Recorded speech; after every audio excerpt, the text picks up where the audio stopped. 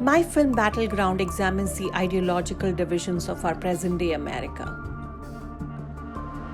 It is based in Lehigh Valley of Pennsylvania. It is a tiny region, but it has an outsized influence on our elections. It voted for Obama twice and then flipped to Trump in 2016. That's why the pundits say, as the Lehigh Valley goes, so goes the nation. Hey! Hey! Hooray!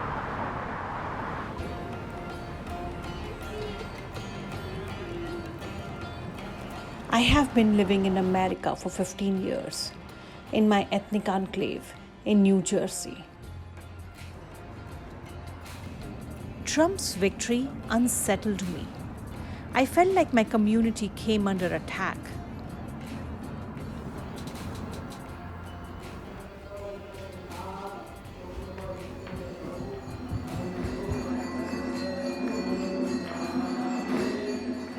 Almost every other weekend in my Hindu temple, there were informal fundraisers aimed to help families seeking refuge in bigger cities while closing their shops or motels in small town America, fearful of hate crimes.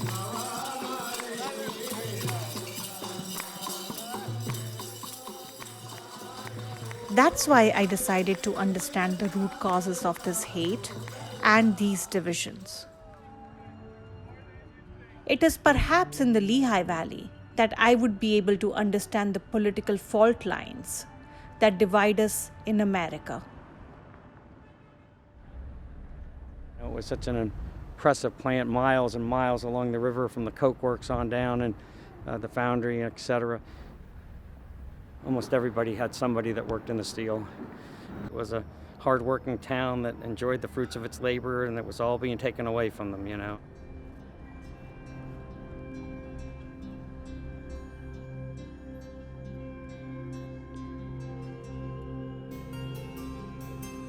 Today, Bethlehem Steel is replaced with an industrial-themed casino.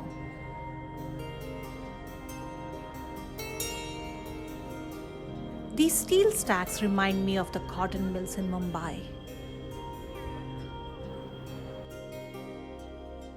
For over 100 years, these cotton mills were a backbone of Mumbai's economic development.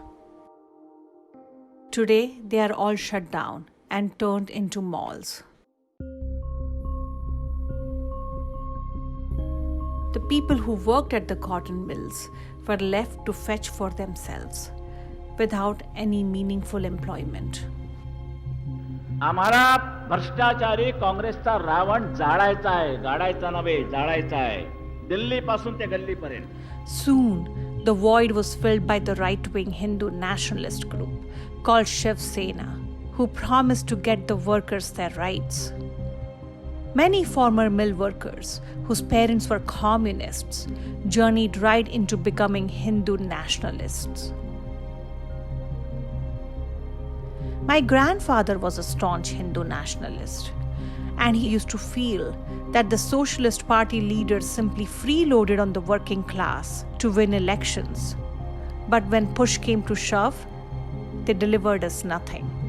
I think the level playing field that they claim to seek is best achieved by simply protecting everybody's individual rights and limiting the amount of power that the government has to its vital, absolute, necessary functions. And that you stop trying to redistribute wealth and you stop trying to force social justice down their minds. And because there is no such thing as the kind of social justice that they talk about. Despite Tom and I being ideologically more or less in line, culturally we are opposites. When I went to Republican events, people were pleasant, but nevertheless, I felt like an outsider.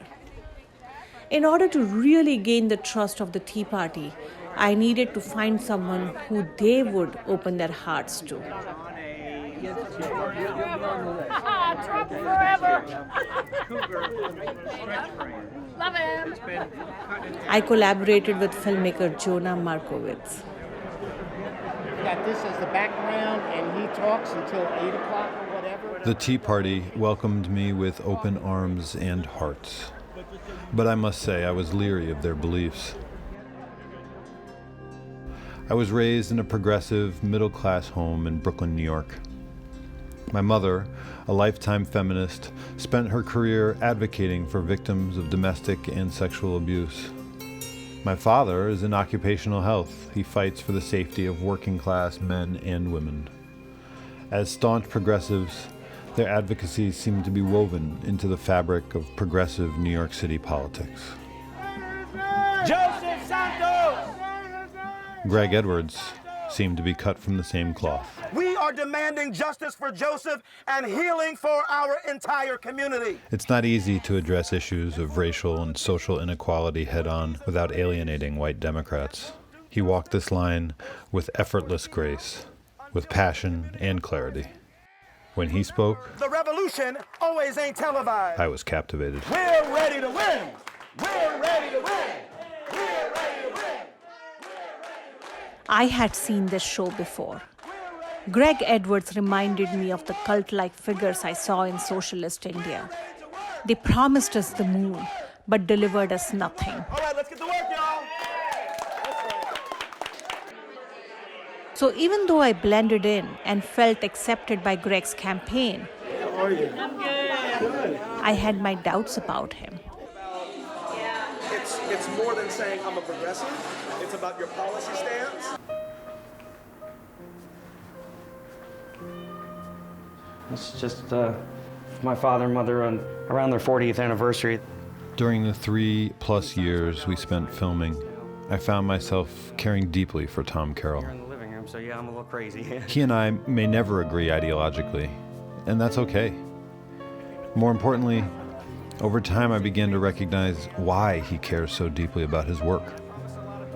Like Greg, he's a man of principles. He wants to help his community feel seen. He recognizes that they are in pain. We are in a battle to save our nation, to get Because the Tea Party sees a nation that has left them behind. My house shall be a house of prayer. This brother got to go. He got to go. Over time, I saw integrity in Greg's work. Greg was fighting for his people and for people like me to get a seat at the table. As Jonah and I continued to make the film, it became clear that our worldviews converged on what was truly important. It began to dawn on us that Tom and Greg actually had a fair amount in common. How you doing? Good, how are you? Good. It didn't take long for their worlds to collide. System is completely broken, and it doesn't work for anybody. Right. There's an establishment donor class in both parties. And although they have differences in their political ideology, they're not as different as they'd like to make it out. Because no matter what the economy's doing, Sure. they don't lose their power and influence. Well, the only thing more powerful than red and blue is green. And green That's doesn't care right. about red and blue. That's right. Like, it's not left and right, it's really top and bottom. Right. As soon as we start dividing people in groups, that's when we fall apart. And it's why George Washington warned about political parties. And here we are. Yeah.